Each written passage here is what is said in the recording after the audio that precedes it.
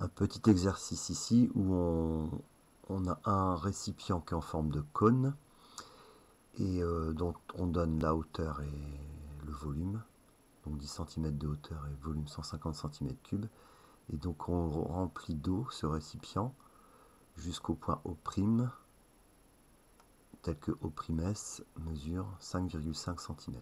Donc on sait que le cône formé par le liquide, c'est-à-dire le petit cône qui est ici en bas, c'est une réduction du récipient, c'est-à-dire le cône qu'on avait au départ.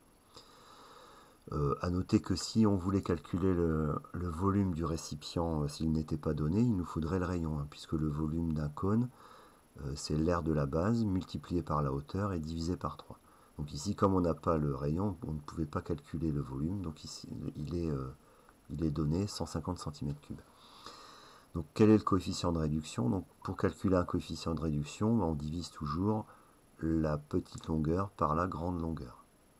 Donc ici, on n'a que deux dimensions de toute façon. La petite longueur, c'est la longueur O'S, donc qui fait 5,5 cm.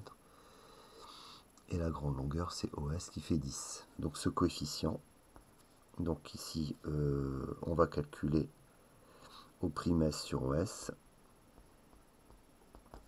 Donc 5,5 sur 10, et ça fait 0,55.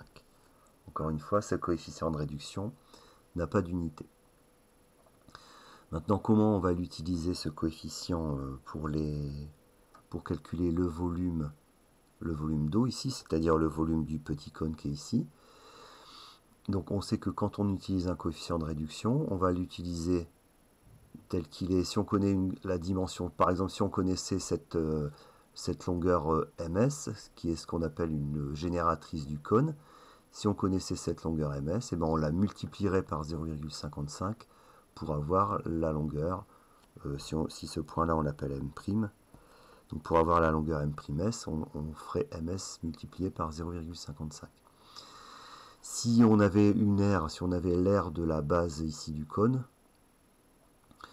en la multipliant par 0,55 au carré, on aurait l'aire de la surface du liquide ici.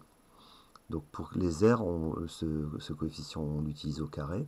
Et pour ce calcul qui est demandé, ce coefficient, on va l'utiliser non pas direct ni au carré, mais au cube. Et donc on va faire tout simplement, ici on connaît le volume du grand, on va le multiplier par ce coefficient de réduction au cube. Donc 150 multiplié par 0,55 au cube. Et donc ça nous donne 24,900. Alors si on donne la valeur exacte, 24,95625. Et comme on demande un arrondi au dixième, donc le chiffre des dixièmes c'est 9, mais il est suivi par un 5, donc on est plus près du chiffre du dessus, qui serait 10, mais là on met 0, et une retenue de 1 au-dessus, donc ce qui nous donne environ 25. Donc le volume du petit cône, ou le volume d'eau ici, est de 25 cm3 environ.